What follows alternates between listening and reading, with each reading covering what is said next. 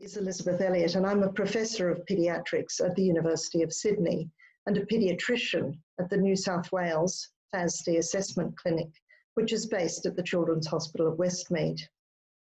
With Professor Carol Bauer, I'm co-director of the National Health and Medical Research Council Centre of Research Excellence on FASD, which is based in Perth and Sydney. This is the first in a series of webinars which are to be hosted by the Centre in place of the International Conference on FASD, which we were scheduled to host in November, but sadly was cancelled because of COVID. Thank you all for attending today, nearly 200 of you, and a special thanks to our panellists who will share with us their personal stories. But before we ask, could I ask you please to complete this poll so we know a bit more about who is attending?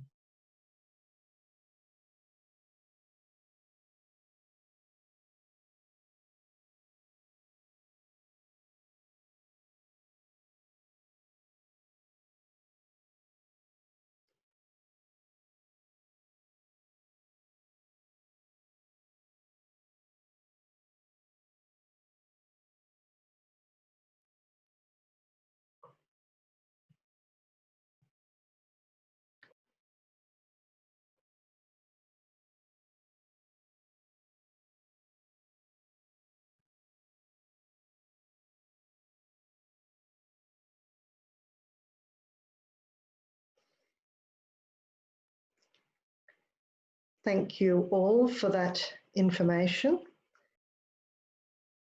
That will help us in planning future webinars as well. Now, making a diagnosis of fetal alcohol spectrum disorder presents a real challenge to clinicians every week in our clinics.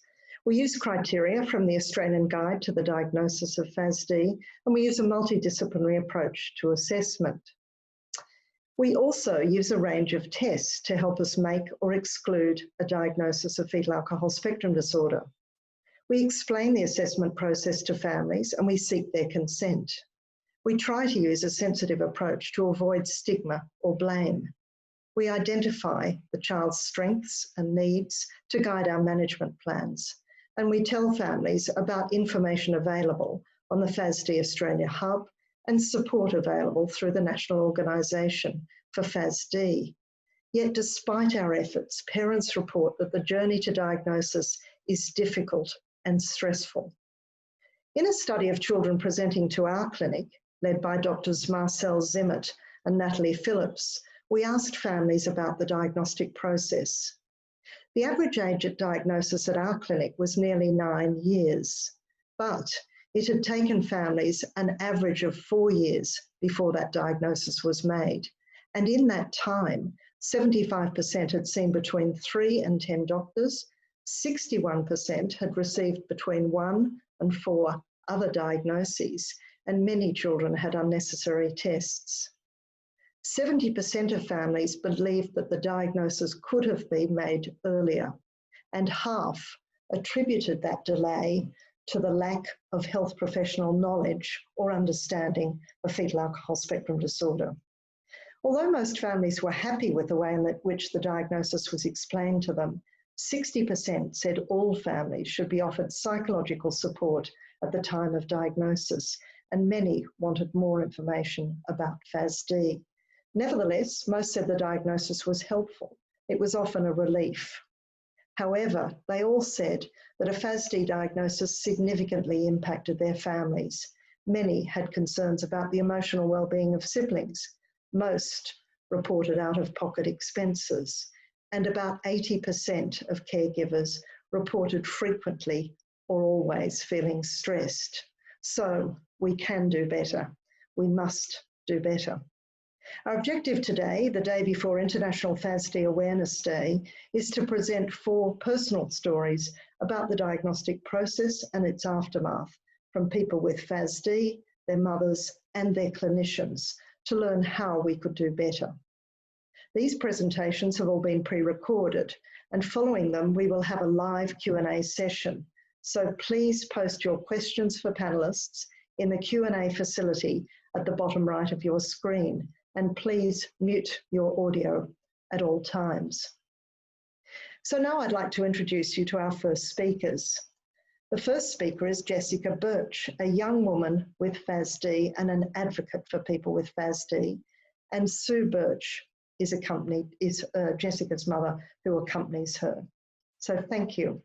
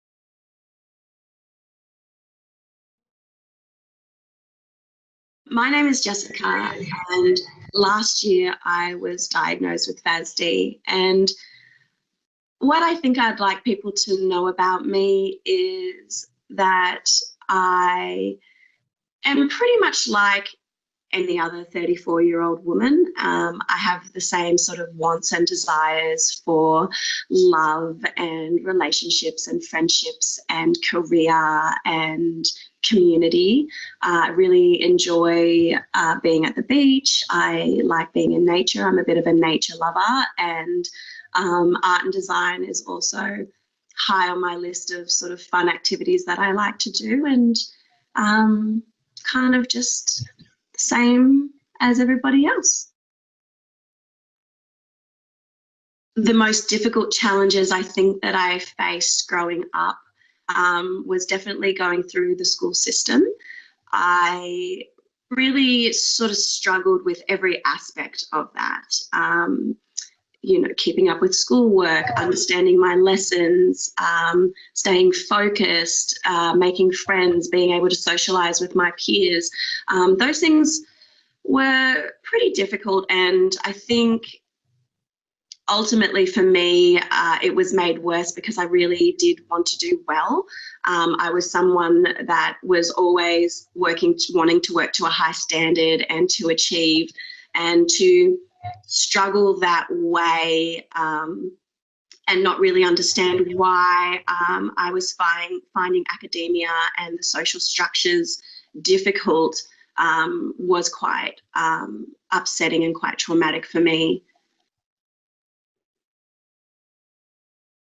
It was very difficult to manage these challenges that Jessica faced at school. I couldn't understand why she was struggling so much, because in her daily interactions with us as a family, she was always so bright and engaged. I just couldn't understand why she struggled so much at school. And because she struggled with independent social interaction, it was explained as anxiety. So I became adept at explaining things 3 different ways.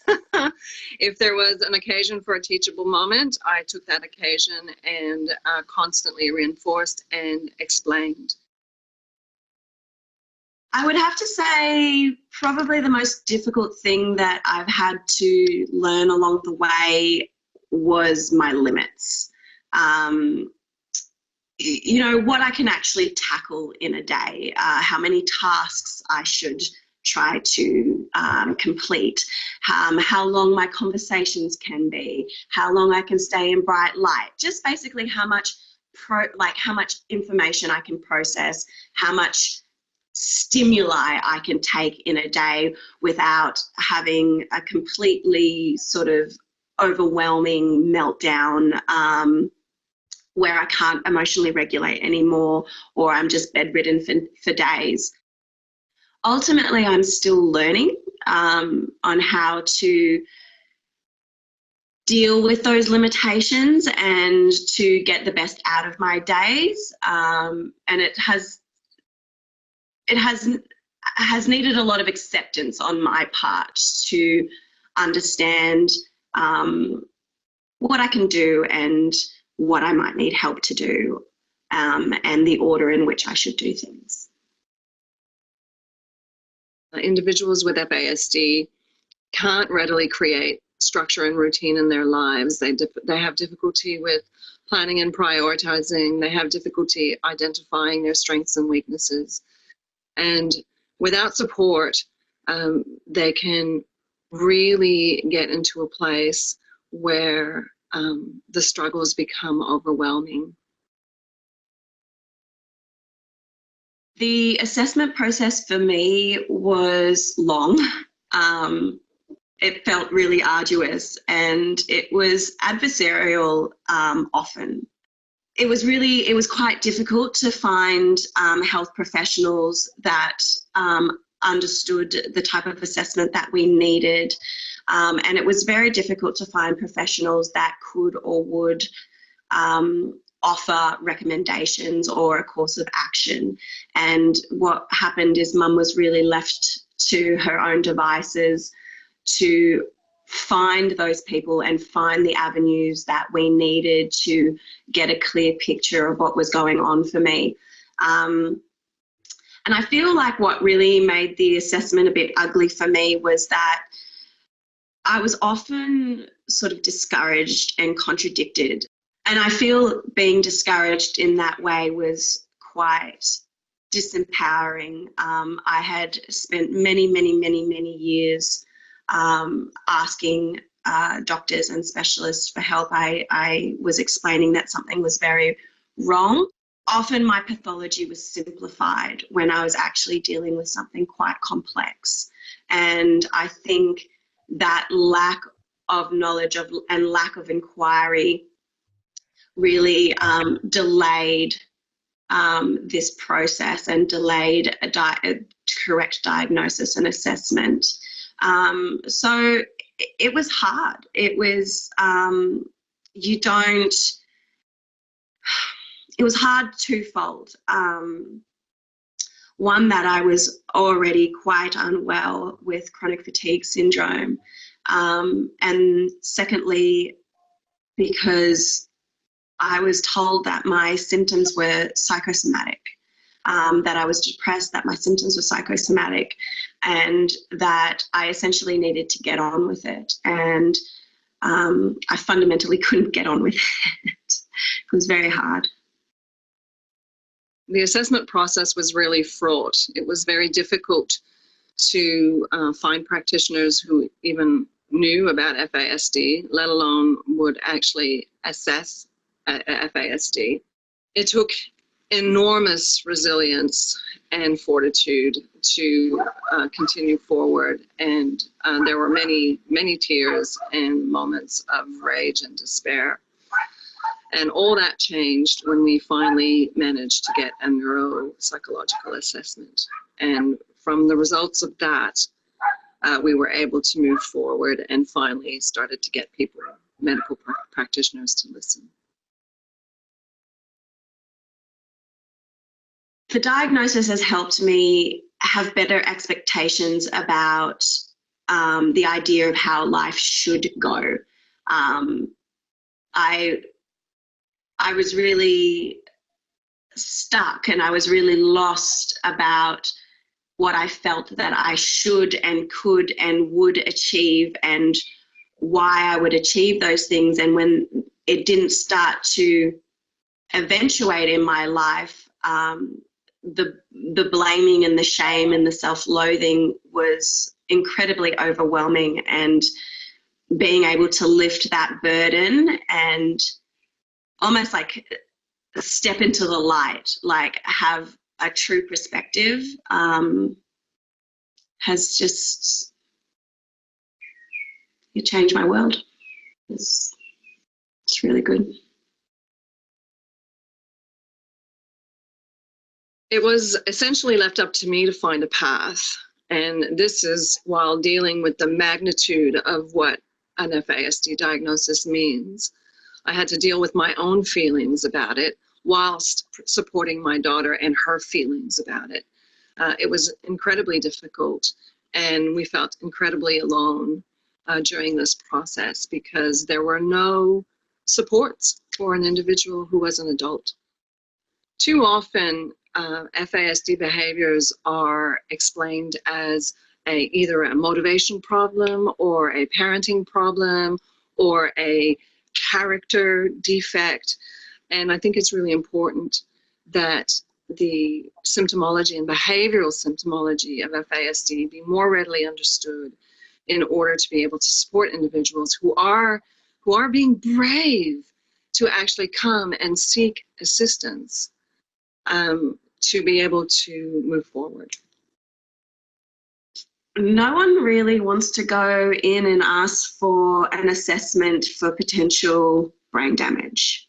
That's not something that just happens.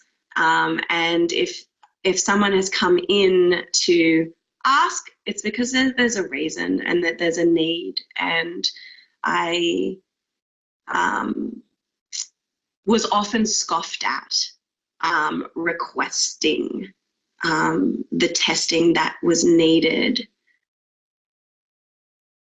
So I would say in a nutshell that it's crucial to understand FASD and how it presents in your individual in order to be able to seek the assessments that are required to be able to prove it.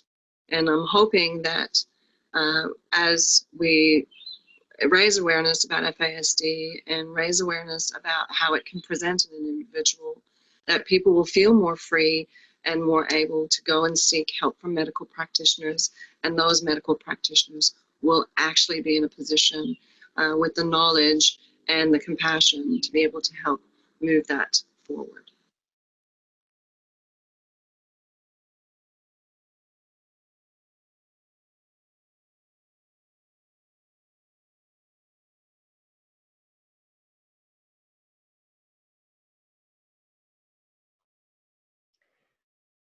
Well, thank you very much, Jessica and Sue, for such a moving, honest and articulate account of your experiences, and for highlighting for us particularly the lack of resources which we're all aware of for adolescents and adults with FASD in Australia and New Zealand. Now I'd like to move on to our second two speakers, Dr. Natasha Reid, a psychologist, and Marie Maloney, an occupational therapist from the University of Queensland.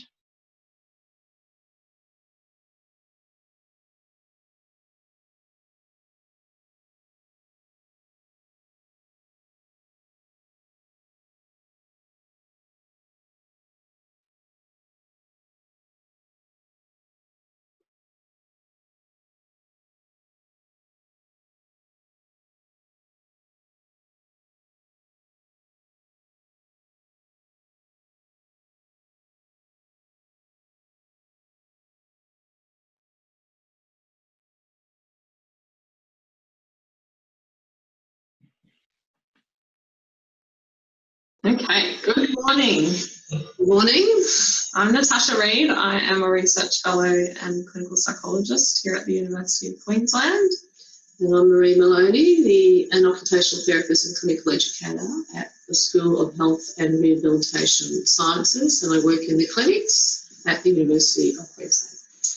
So we're going to give you a quick run through of a couple of practical things that we do in our clinic to help to bring in strengths-focused approaches into the assessment, feedback and report writing. We've only got 5 minutes, so it's going to be a really quick whip through of a couple of ideas for you. And by no means do we think that these are perfect, but just some ideas for you. And then we're going to have a video from one of our parents and one of our young people. So they're the real stars of the show. And then we'll be online to answer any questions for you.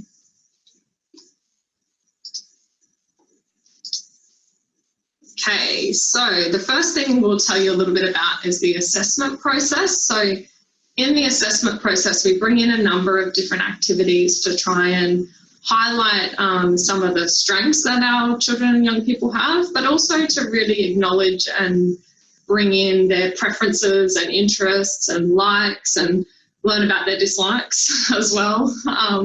So a couple of ideas for you. We use One of the tools that we use is this adolescent goal setting tool, which is actually a tool developed by Autism Queensland. So we take out any of the cards that are not relevant, and we use that with the young people to help give them a voice and hear things from their perspective. And it talks you through, you know, what are the things that you can do at the moment, what are the things that you'd like to be able to do more of, and usually brings up opportunities to say what are the things that you don't want to do. So that's something that gets quite highlighted for us. And as you can see there, the picture is a resource from that, and they're really beautiful resources. Some of the other things that we bring in, there is more of a standardised tool if you're wanting to use something like that. So that's the Cape and the Pack. So that is a tool that we've also trialled in the clinic.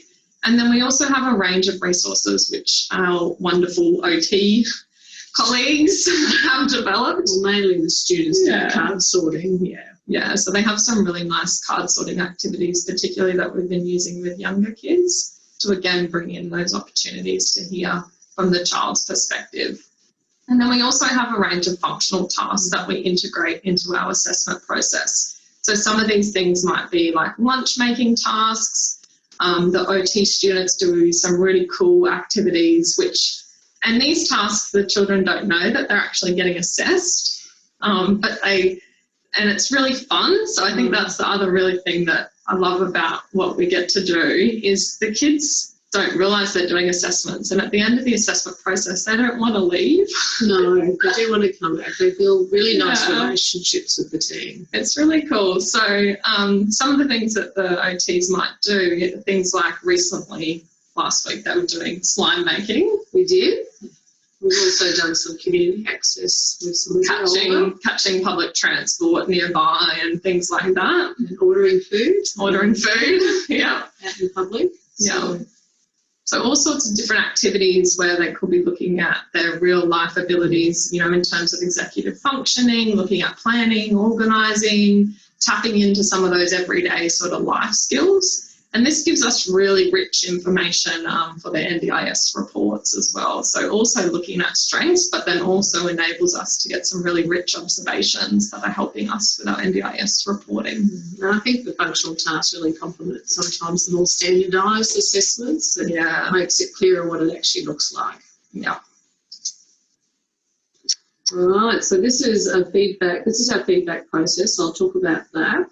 So what you're seeing is actually our strengths tree, which was actually done by one of our young children. I think she was about 10 or 11, and craft was her thing. That's what she really enjoyed doing. So we have 4 key components to feedback. So we have the child or the young person actually receiving feedback, and this is done, for this example, the strengths tree, but there are other ways in which we can do it depending on the child's interest or their age or their culture.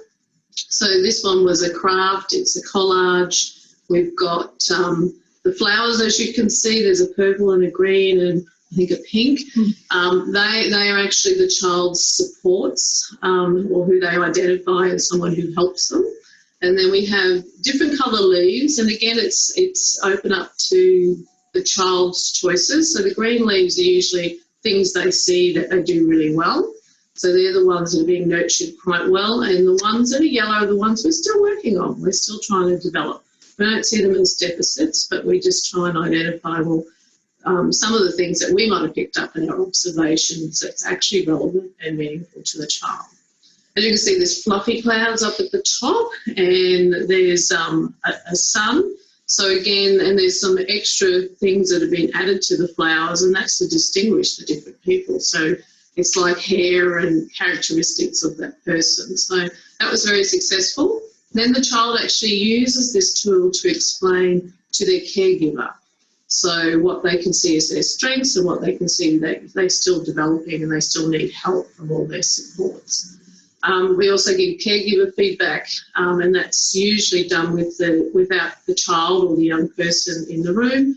And we go through a little bit of an outcome table, and we talk about all the different neurodevelopmental domains that we have assessed. And we talk about, know the strengths around those areas, as well as what we've found that might be areas to consider for further intervention or NDIS funding. So we talk about that. So this process can take quite a long time, but we find it is really, really beneficial. It's very useful for the understanding and also shifting our thinking about the child's behaviour within the family and the school.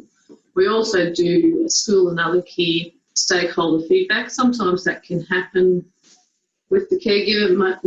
Most of the time it actually happens outside of that process of the child and the caregiver feedback. I think that's usually by phone call or a Zoom.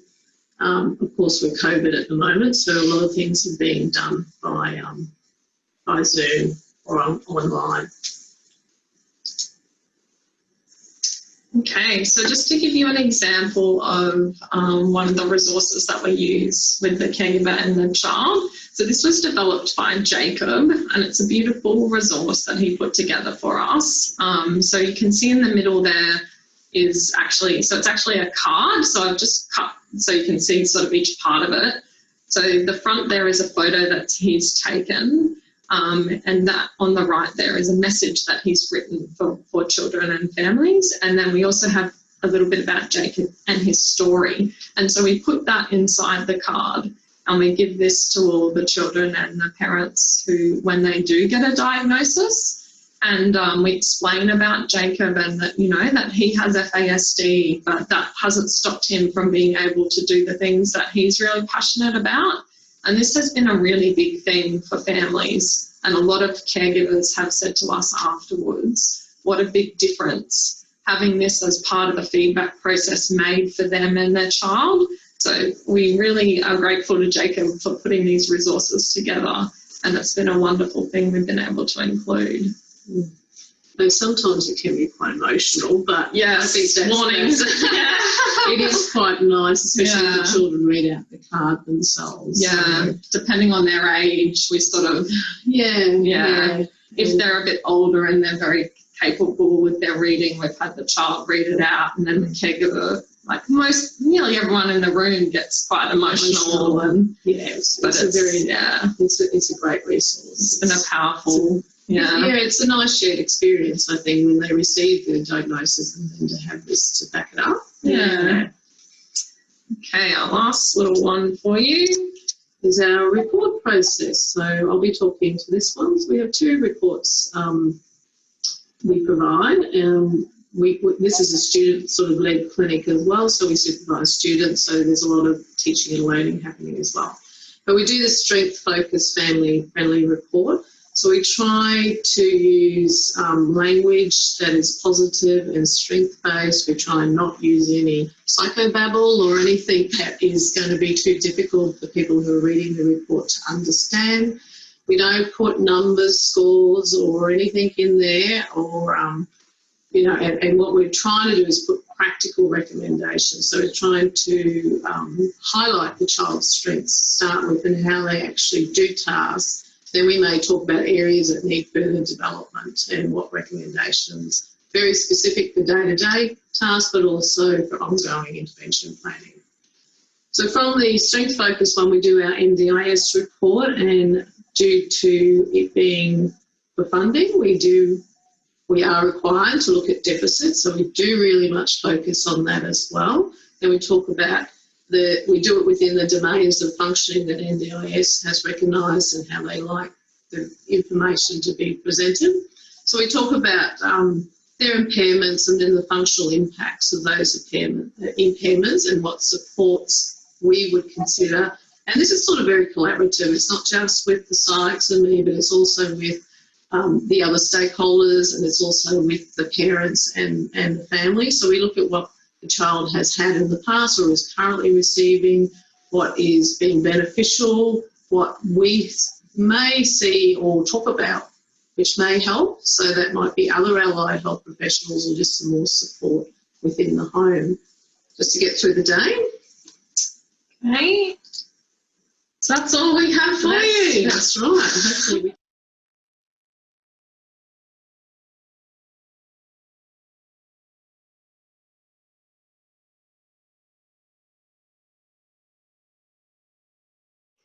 Thank you very much, Natasha and Marie. You've given us some innovative ideas to ensure that patient preference is incorporated into the assessment, management and feedback process.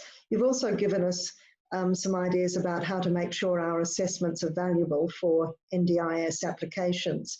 But I think above all, the important message is that the whole process must be a positive process for people with FASD and their families. So I'd now like to introduce the next two speakers, Geraldine Kirkcaldy, who is a special education teacher, and Lola, her 13-year-old daughter, who was recently diagnosed with fetal alcohol spectrum disorder.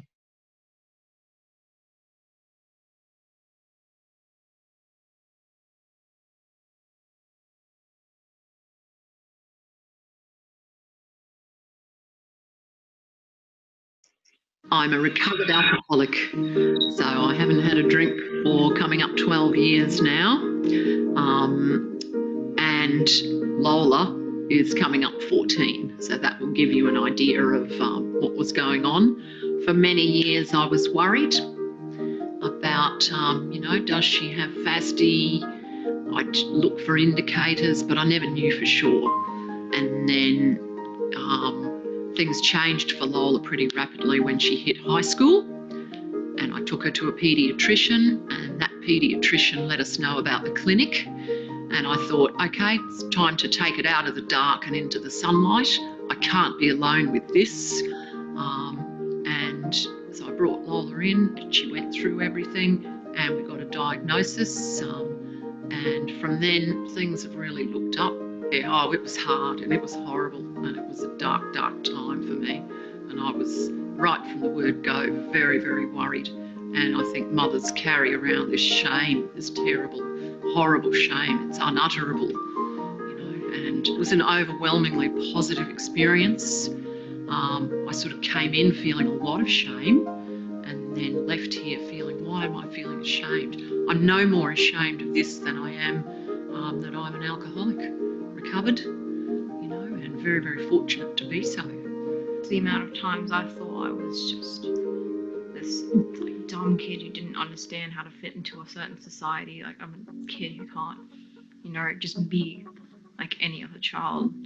And I think that's obviously the other kids in that school didn't understand. So they just picked and poked and made fun of me and said, oh, you're not a functioning member of the school. Same with the teachers. They said, well, why can't you do this? That's not easy. Or why can't you just do it? I don't know. I can't do it. And now that I'm here, there's an answer to why I can't. And that's just like a relief. It's, just how I am now, and it's just how I have to live at this moment. And I'm actually a lot happier now in the different school, with now an understanding mother, of a perfectly safe environment. It's a lot better now than it was last year. So certainly the clinic has helped so much. I would say to parents who are worried, adoptive or biological, don't hesitate. Don't hesitate. Once upon a time, things like ADHD and autism weren't discussed. Those children were hidden too. And today we wouldn't dream of such a thing. So I would say, let's stop hiding young people and children who are born with FASD, and let's start bringing it into, let's start looking at it a different way. And to do that, we've got to take away the shame, and we've got to stand up and say, me too. Yeah, that, lives can be changed. I know ours certainly has. And, come out of the darkness and into the light, and your life will change too, and so will the lives of your children. Yeah. Any people who feel that they're mad at their mother for, oh, you've given me a FASD, I'm permanently ruined. You're not. You are just perfectly imperfect. Yeah, perfectly imperfect. With some, amazing person who's raised you and tries to take care of you, having your back despite having a bit of a mistake. That's fine. Isn't that amazing?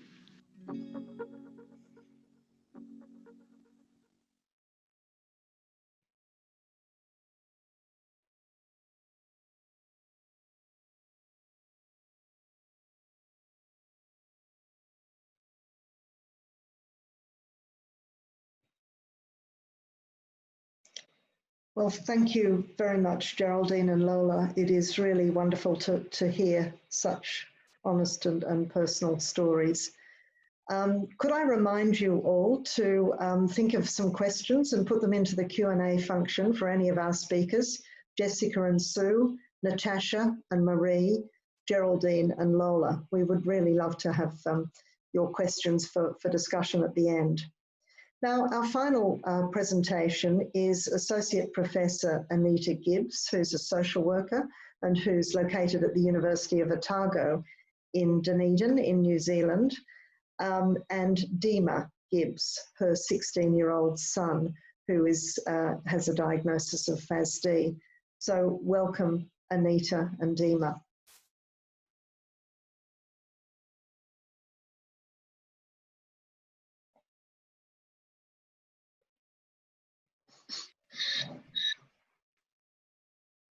Well, kia ora koutou.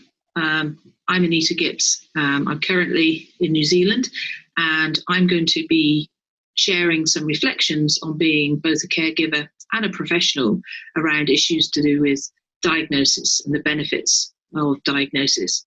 And my son, Dima, will be joining me on a little bit later to tell you a little bit about himself and what diagnosis has meant to him. I guess at the outset, I would say that I'm definitely a fan of getting a diagnosis, because prior to getting a diagnosis, we really weren't able to get as much support and help as we needed, even though we knew that Dima would almost certainly have fetal alcohol spectrum disorder. We adopted him from Russia in 2007, and it was a long journey, all sorts of things, challenges and situations where we needed to get a little bit of help, and we found that we weren't getting help, and we were seeking to get a diagnosis confirmed for him to try and get more helps and services. So we found ourselves in a situation where we were getting gatekept because we didn't meet any criteria. It was always, well, possibly. We did have an awesome paediatrician who was willing to go out on a limb and say, yep, this looks like FASD to me. And he was able to recommend a few extra assessments for us, but we couldn't get the full sort of neurocognitive battery of tests that we really needed to look at those brain domains. And, you know, as a professional qualified social worker, I was really aware of the need to get the full diagnosis, or at least to get the story of what was going on for our son in terms of his educational needs, his social needs, his harm, impulsivity needs, things that were going on for him, his sensory needs. We knew that life was a challenge.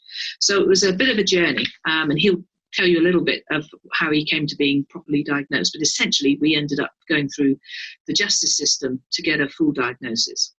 And the benefits of that, to be honest, through that process of being interviewed ourselves, of seeing him get a fuller assessment through spending time with Dr. Valerie McGinn, and then sharing that with professionals, other professionals, have been huge. That happened in 2018, and when he was about 14. Even though we'd had some pre-diagnosis before that of ADHD in particular. But since we've been able to get that diagnosis, you know, we've been able to get a greater range of services and supports and be able to access funding that we couldn't access before. Prior to diagnosis, people wouldn't believe us in terms of some of the issues we were saying, could we have help with, please? As soon as we got diagnosis, people said, well, we can see, you know, that the brain domain impacts are fairly substantial, and therefore we can look at and help you on a range of what's going on in terms of self-control, in terms of reasoning age, especially. How can we actually, you know, work with Dima in a more appropriate way to help him at the age that he's at, rather than the chronological age of 14, a reasoning age of maybe 7 to 9. How can we help support him better? Because we understand that brain domain is, you know, challenged, shall we say. So we were able to use the results, in fact, social workers helping us and occupational therapists. We were able to use those results to benefit and get more resources for Dima, as well as to actually say, hey, this is what it is. This is what it is, and this is the way that you will need to work with our son so that we can see a difference. You can work with him in this way, FASD informed way. So we did use the diagnosis in that way, and we found it's in that respect it's been helpful. It doesn't always open the path to getting services, but I am a believer that it really does open the path to help people explain better what's going on for their own brain. And we've been able to do a lot of conversational work with Dima to help him understand better what's happening with his brain. So he then explains that really well to others and asks for help. So I hope that when you listen to him in a minute or so, that you realise that there are definite benefits to getting a diagnosis, even though FASD is a complex disability. It enables us to all talk about it in the same way and to work as teams in order to support our kids and to give them the best chance at life, the best chance at flourishing. So thank you for watching this podcast, and I hope to be available to answer questions later. Well, hello everyone. I'm Anita Gibbs. I'm from the University of Otago, and I'm Dima's mum. And Dima is here with me today, and we're just going to chat about the benefits of getting a diagnosis for fetal alcohol spectrum disorder. So, hi. Hi, I'm Dima Gibbs. I was born in 2004, and I was born in Russia, St. Petersburg, and I was adopted in 2007 by my two lovely parents and sister. Cool, Dima. So, Dima, what sort of things do you like doing? What's your thing? My thing is that I like fashion design. I love technology, and I love tinkering with technology and stuff like that. So, yeah. And anything else that you're into? Oh, schoolwork and NCA level 1 and stuff like that. So, yeah. What about cars? Are you into cars? Yes, I am. Yeah, I love my cars. I love German cars especially, so Volkswagens and stuff like that. So, yeah. Cool. So today, Dima, I'm going to ask you a couple of questions about going back a few years, because you're 16 now. So do you remember where you were when you got your diagnosis for FASD? I was in a youth justice residence in Christchurch next to Rolleston Men's Prison in Rolleston. This was 2018. And I was assessed by Dr. Valerie McGinn, and it took about 6 weeks because I was waiting for about 4 weeks for her to get down from Auckland. And then I got my assessment, and yeah. So can you remember, because you had to wait in the Youth Justice Centre, didn't you, to get that assessment? Yes. And Valerie came down. So can you remember what that was like? I mean, what did she do? Well, the assessment is that she just made me do some puzzles, asked me questions, did some tick sheets, like question sheets and stuff like that, and a lot of different stuff which was a bit out of the ordinary, but it was, well, she tried to make it fun, but it was very stressful at the same time. So, yeah. So it was a bit stressful, because I think it was like quite a lot of work, and it was very tiring, wasn't it? Yeah. And then obviously she was able to write a report, and that went to court, but the report was really extensive and it had loads of information in it, which was awesome, because that enabled us all to see what was going on. But for you, how did you feel when you knew you had kind of like FASD? Oh, well, it was a bit hard to like get my head around, because I didn't know. The only thing I knew about it was that it's lifelong. So it was, but otherwise I coped with it and stuff like that. And eventually it's like, oh yeah, I have to live with it. So, yeah. So what help have you had then since getting that diagnosis, or since that report? I've had lots of help. I've had help from an organisation called THO, Take Order of Whānau Services, and from a lovely lady called Lashana and some other people. And that was about 3 years of support. I've also had support from CBCT, which is Community Baptist, No Cause to Think Community Baptist Trust, and also CCT, Community Care Trust, with my living arrangements, and Mount Cargill Trust, which is also with my living arrangements, Oranga Tamariki, so social workers and stuff like that. And having like a diagnosis and a report has enabled you to access quite a bit of extra help, hasn't it? Yes, it has. Yeah, it really has. And also I've had teacher aides in the past and stuff like that. So it's really, really good. Yeah. So for you, getting that diagnosis kind of opened a lot of doors, didn't it, to get some extra help? Because mum and dad were always asking for help, but they didn't get as much help as they felt they needed, just to make your life more manageable and actually for you to have a good life. Yeah, yeah. How do you feel, how do you now feel about having, a diagnosis of FASD? Because obviously you're quite aware of having that kind of lifelong disability and brain injury, and it goes with ADHD as well. How do you feel about that? Because sometimes it can be a bit tricky for you, can't it? Well, it's like some days I'm living in a bit of a blur. It's really like sometimes I can't concentrate, sometimes I can't do much, and like I just can't be bothered doing anything really some days. But it's like I'm aware and I'm okay with living with it. But it's like a challenge most days. You've got to take each day as it comes, because it's very it's challenging. Yeah, it is. It is challenging. Is there anything else you want to say to folks that we're chatting to on the digital space at all? Yes, yeah. So if you have a child with FASD, try and get as much support for them as possible, because it really does benefit you, well, and me, I guess, because it has for me in the past, and it does now. So, because I got a specialised schooling placement, which is good. So, through Kingsley, which is an OT Ministry of Education OT sort of situation, but it's really cool, and they're helping me with my NCA level stuff. But just as much support as possible would be good, because for the children with FASD, because it's really, they need it. Yeah.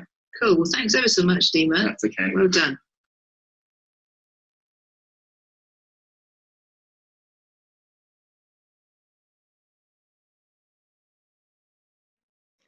Well, thank you so much, Anita, and also Dima, for giving us some insights into not only the challenges of getting a diagnosis, but some of the potential benefits.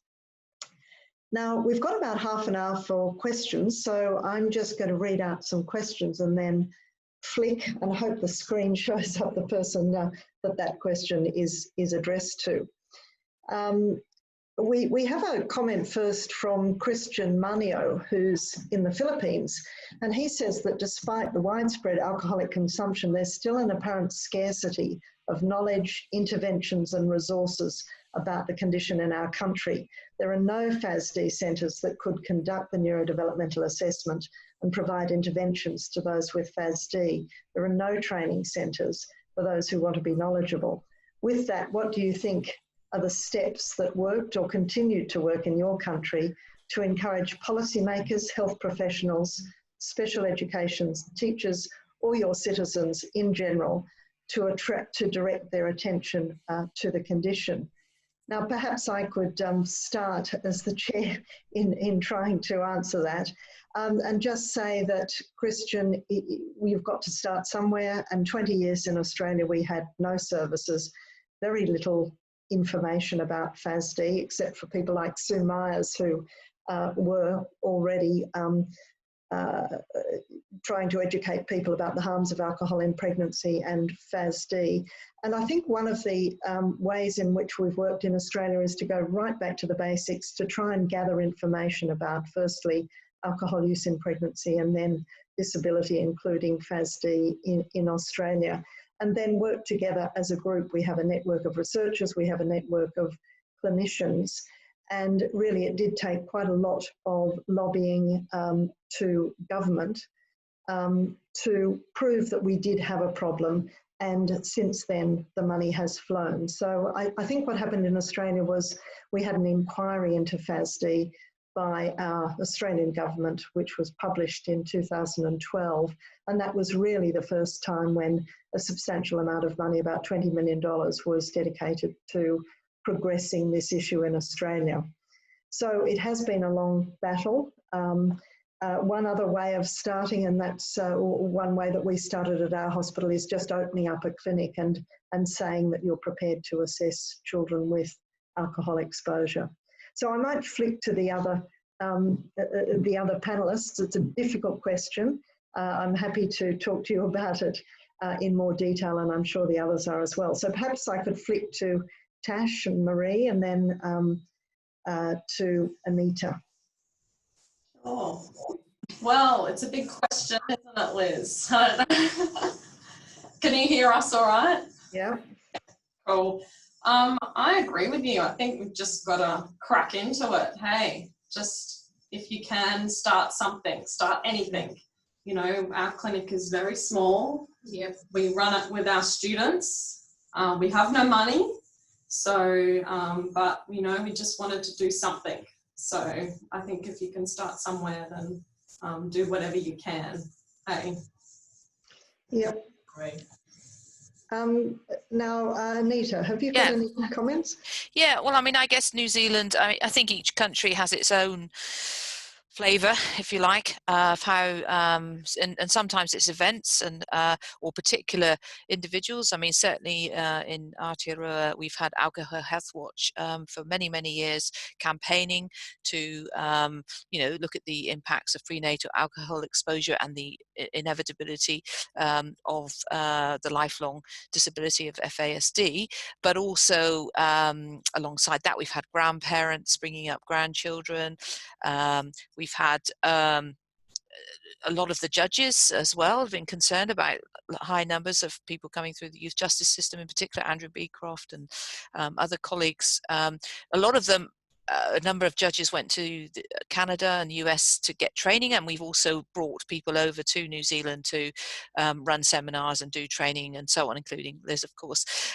So, and the case of Taina Pora, you know, often you find it's a big case, like where somebody unfortunately either has a serious crime or they've become a victim in a serious way of some situation that involves knowing about FASD. And the case of Taina Pora probably changed the landscape in New Zealand in terms of publicity, awareness, and actually, you know, bringing into conversation the fact that we're locking up so many hundreds and thousands of young people, some of them because they're actually admitting to offences that they didn't even commit because of confabulation, you know, in terms of that linking back to their neurodisability. So all of those things can drive change, but obviously, yeah, it's do what you can in your corner. And certainly as a parent and in a regional sense, I'm always doing that in my corner here in Dunedin, trying to just tell the stories and trying to involve, of course, my young son in it now,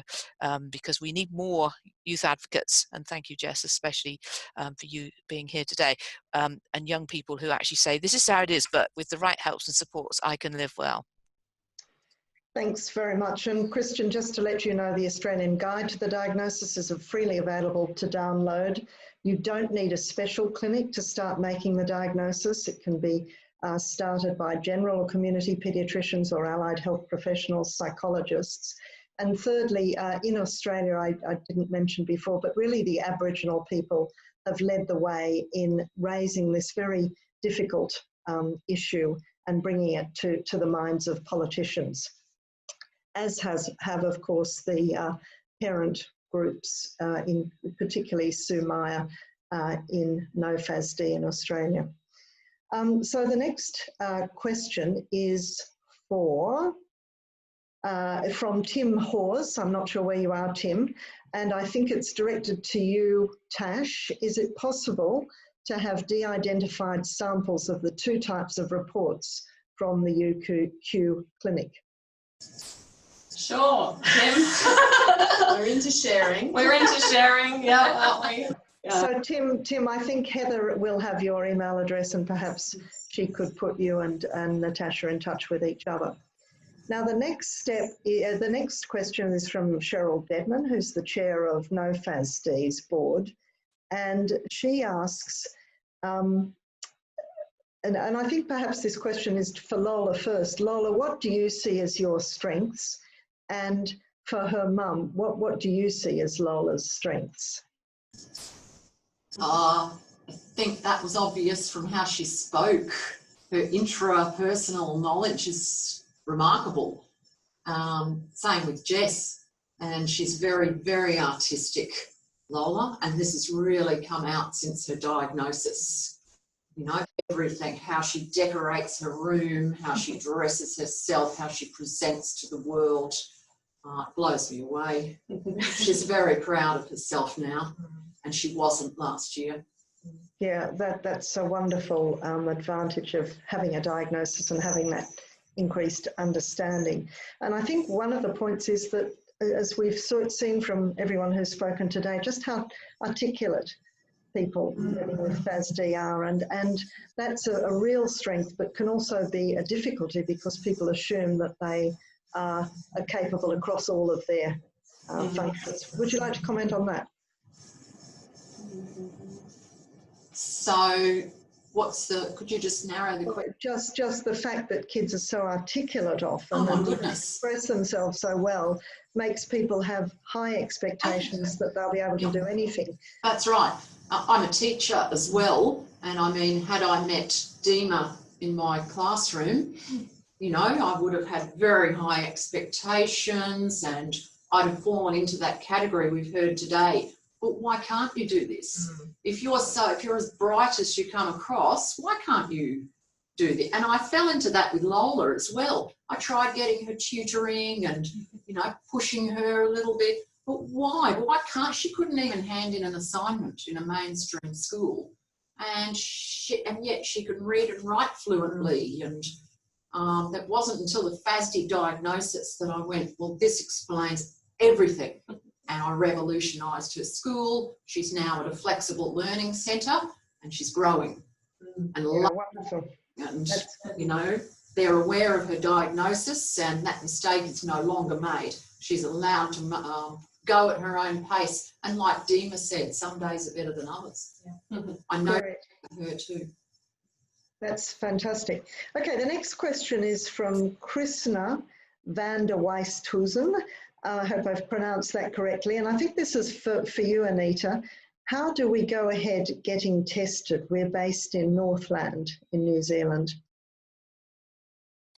Oh, well, hi, Christiane. That's the problem is with New Zealand, it is very regional, although there is FASD Aotearoa, which is based in Auckland. I mean, you can always email me at anita.gibbs@otago.ac.nz. You find me by Googling to get the sort of contact details. But there may be other things going on in Northland that other New Zealanders know about. I'm in the South Island, it's a bit tricky to keep in touch with developments, but there's no centralized system.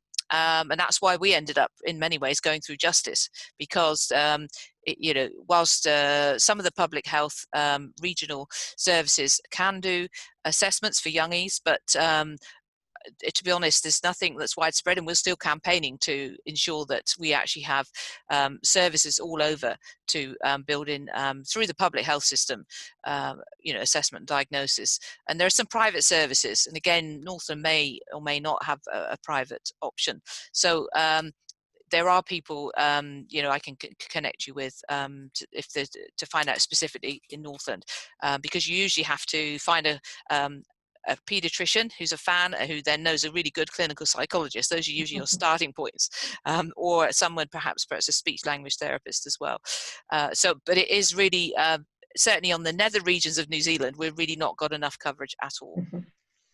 Thanks, Anita. And for those in Australia, the FASD Hub Australia does have a list of members of the FASD clinical network and of all specialist clinics, and of practitioners who've declared themselves to have an interest and or expertise in fetal alcohol spectrum disorder. Now, the next question's from Christine Rogan, and this is to you, Tash and Marie. She says some clinics diagnosing FASD in New Zealand don't have access to an OT, an occupational therapist. How essential do you consider this role for the diagnostic process, both from the professional's perspective and from the child and family perspective?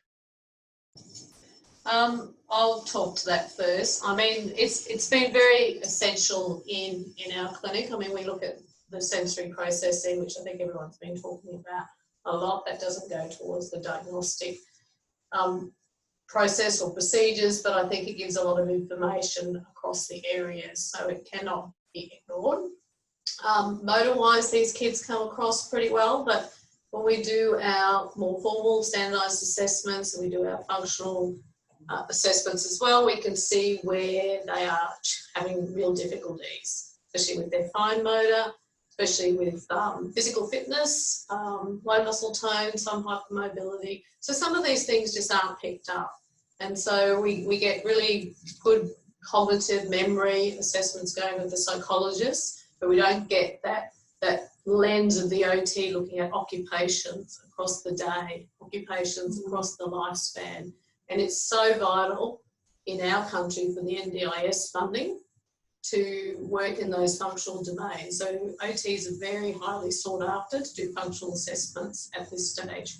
We do cross over with psych as well. So we do the ABAS or the Vineland as well. We do the executive functioning assessment. So there is a little bit of crossover as well. Great, thanks, Marie. Oh, Chris, I think the OTs are just so needed. You know, they're just such a vital part of the assessment process, and I think they do get overlooked. But the other piece that I think the OTs are awesome at is bringing in the family and the child's strengths and the collaboration. Like, they have this beautiful person and family-centered approach, and that has just been integral to our service in the way that we provide it and the way that we collaborate with families. And I think OTs just do that really beautifully. So I'm lucky. Thanks, we're very Tash. lucky to have Marie.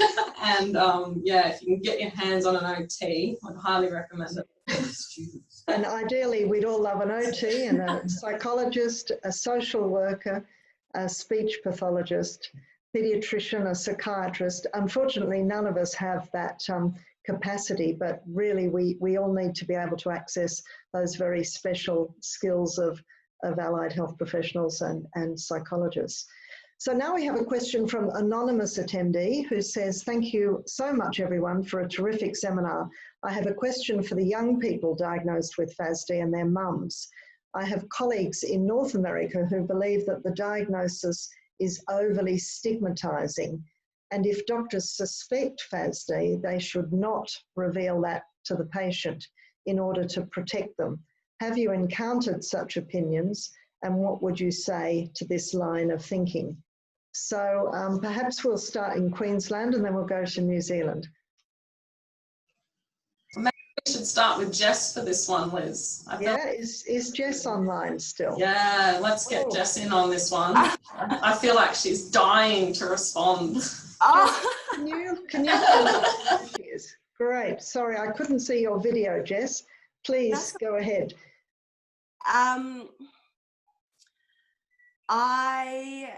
My life has only improved since diagnosis.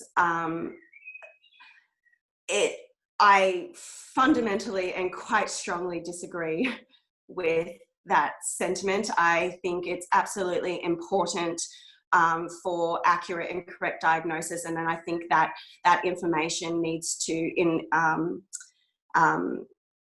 with the relative specialists like the OT, neuropsychologists are also someone I see, a neuropsychologist, and I think that she's a fantastic addition to my healthcare team. My life has improved strongly because of this diagnosis. I don't find it stigmatizing. It has been a relief. I was stigmatized because I didn't know, and I was isolated and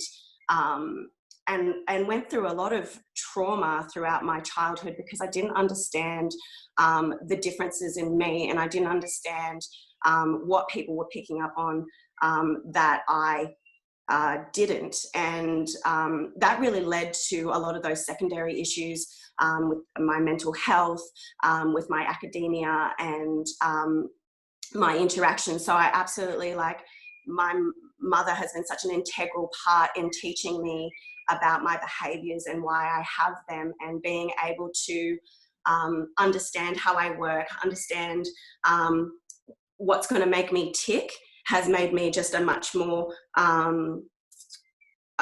functional member of society. I can interact in a better way with the people around me, and I can form the bonds and look to achieving the goals that I want to achieve in a very specified way that will work for me to have successful outcomes. And without that diagnosis, without that understanding, without that knowledge, I would argue that I wouldn't even be here, that I wouldn't be on this planet. It is absolutely crucial that diagnosis is done, that it's done accurately, and that these children and these young people are given the tools to survive in this world. You can't give them the tools if you're hiding it from them because you're scared of some stigma that is not, that's not the experience for them. That's the experience for people that are not, that don't have this label, you know. But as far as all the stories that I've heard, and particularly from my own experience, is that diagnosis only informs, only empowers, and creates those supports, for a better life. And yeah, I'm strongly against hiding diagnosis. Yeah, thanks so much, Jess. That was a very clear answer. And perhaps I could ask Lola. Are you online, Lola? Lola's not here, but I can speak. Would you like to speak on her behalf? And then I might go back to Sue Birch and then on to Anita. I'd just like to say I'd love Lola to meet you, Jess. You're such an amazing role model. And I can speak to that from a mother's point of view, that it's absolute taboo, and it's the mother that, you know, like I was talking about shame before, you know, it's only that I'm an alcoholic with a disease in recovery that it was time to step up and say, I actually know what this is. But had Lola been able to get through life without me ever coming to have to be honest about it, I'm ashamed to admit I would have, because society doesn't want to hear about self-inflicted or harm from a mother to a child. Society incorrectly thinks that an alcoholic has got some choice about what they do, and we don't. In fact, that addiction is stronger than the love a mother has for their children. You can imagine how incredibly strong that is. And only in, you know, overcoming that in a well-known fellowship that I've been able to step up and lead Lola down this path. And I know she certainly feels no shame at all. She's very proud of her diagnosis and who she is. The shame's mine. Thanks, Geraldine. Have we got Sue Birch online? Here I am. Can you hear me? Yes, Sue, hi. Hi. I think it's a tricky one. You know, being a birth mother is always a painful experience when you go through the whole FASD process. I think what's important is that we often, as we were seeking help, we were often questioned as to why we would seek such a diagnosis, as if the stigma of having the diagnosis was somehow worse than the unsupported disability, which it most certainly isn't. And I think sometimes we have to understand that medical practitioners and allied health professionals, they have to make the big calls. They have to make the big decisions, and bringing it forward in a tactful and compassionate manner is crucially important. There are many reasons why a child is exposed to alcohol in utero, many reasons. The damage that happened to Jessica happened before I skipped a period. I was 16 years old, already in a difficult situation. Those things happen, and it's important for people to be able to speak up so that we can get the better results. Jessica is an entirely different person now that she's had her diagnosis. She's an entirely different person. She can advocate for herself. She has much more self-esteem, and she has more capacity because she knows what she needs help for. Thanks very much, Sue. Anita, would you like to make a comment? Just a sort of smallish comment. I've got two sons with FASD, and the other one, in a sense, functions probably more capably than Dima. He's slightly older and different personality completely.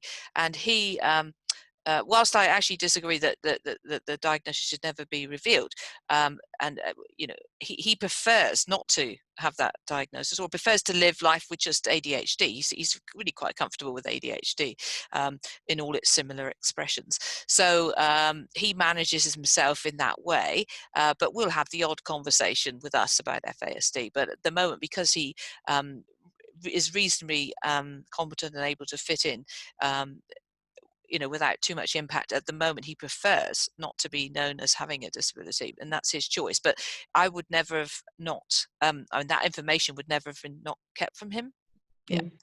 Thanks, Anita. So we've got about 5 minutes left, and I've got quite a lot of questions here, so I'll ask you to keep your answers brief.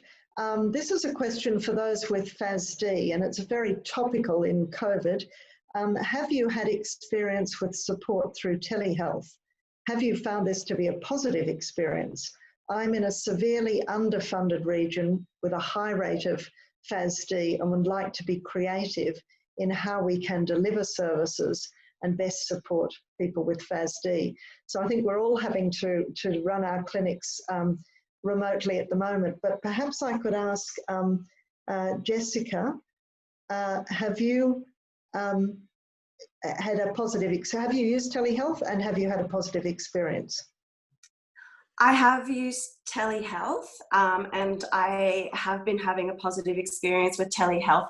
I do live in inner city Melbourne, so obviously there are a lot of services in the city, and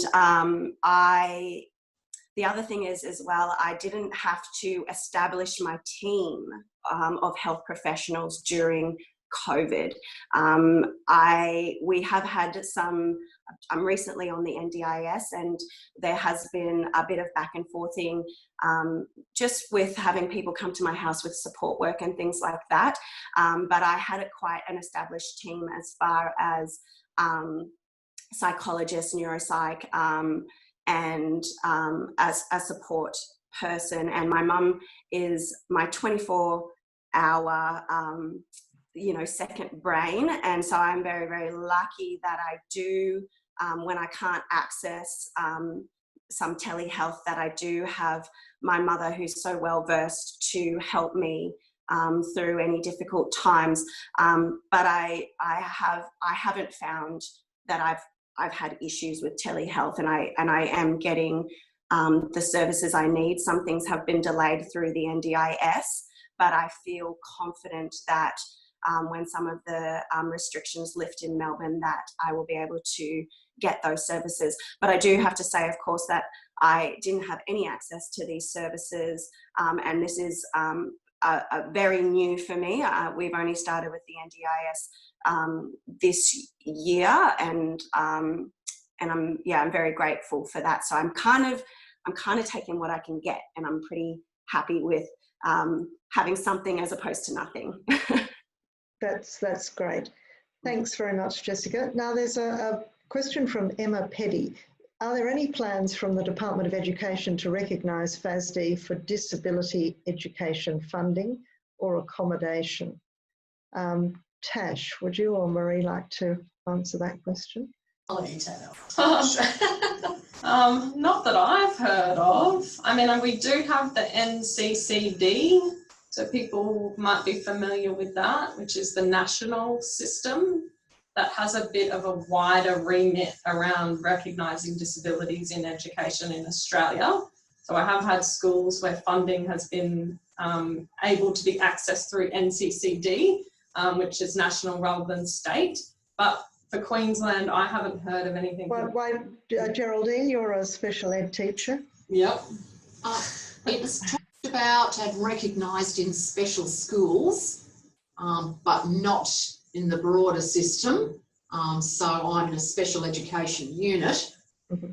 Not discussed as far as is aware. Out of 1,800 students, not one of them has FASD. Yeah. Well, there are two. Sorry to interrupt you. There are two government grants at the moment to try and enhance the recognition and understanding of FASD in both the preschool and primary school areas. So hopefully that work will lead to some better recognition amongst educators. I think it becomes more obvious in secondary school. Okay, the next question from Emma Petty also is, with the change to independent assessors for NDIS next year, are there plans to ensure that these assessors have some understanding of FASD and the difficulty of assessing people for that condition? Well, again, perhaps I could answer that and say that no FASD has received a grant from the NDIS to allow families and parents to a better understanding of the application process for NDIS and to help them be able to educate us as health professionals as to what is required to get assistance. So look out for those resources. And I think there's, perhaps we'll leave that question there. Next question's from Karen Bagley. Hi, Karen. And this is to Jess. Have you had the opportunity to connect with other adults with FASD in Australia? What would you say to adults who think they may have the diagnosis but don't yet have it?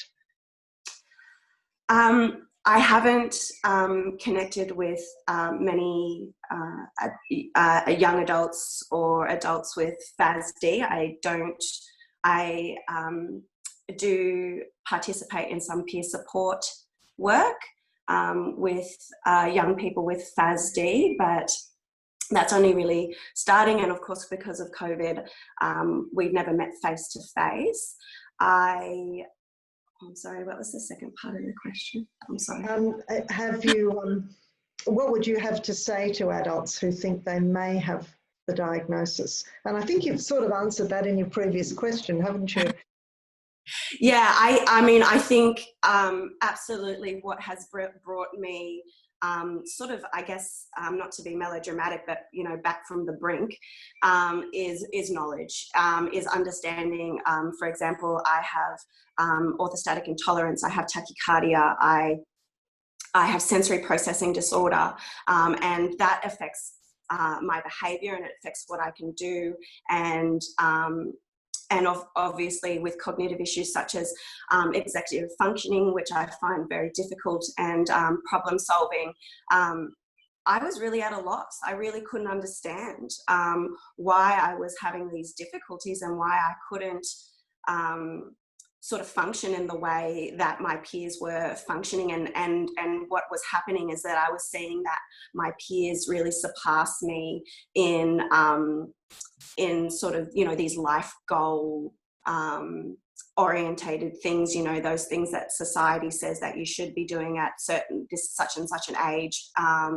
And what I was just seeing is people flying past me, and I couldn't understand why I was working so hard and not getting the same results as the people around me. So absolutely, I think to save people from low self-esteem, from these secondary sort of mental health issues, and a lack of sense of self, we really need to teach them about how their brain works.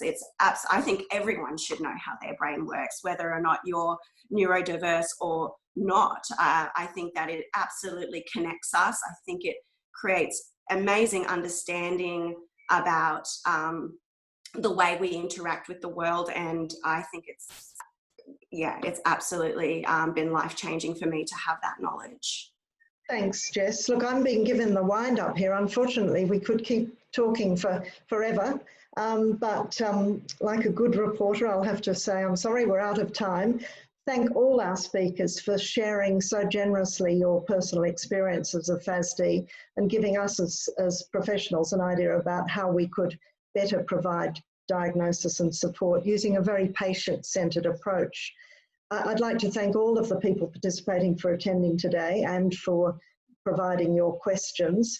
And I'd like to thank Heather Jones and Kate Hartford for organising the webinar. You'll shortly be hearing them about two further seminars planned for late September and November. And on that note, I wonder if you could briefly complete this poll to give us some suggestions about future webinars.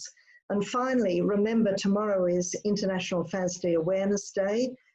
We want you to check out the FASD Hub Australia. We want you to check out No FASD websites. And we want you all to spread the message that alcohol and pregnancy don't mix. We all have a role to play in prevention as we do in diagnosis and assessment. So thank you again, everyone, for attending, and please do just complete this poll for us. Thanks very much.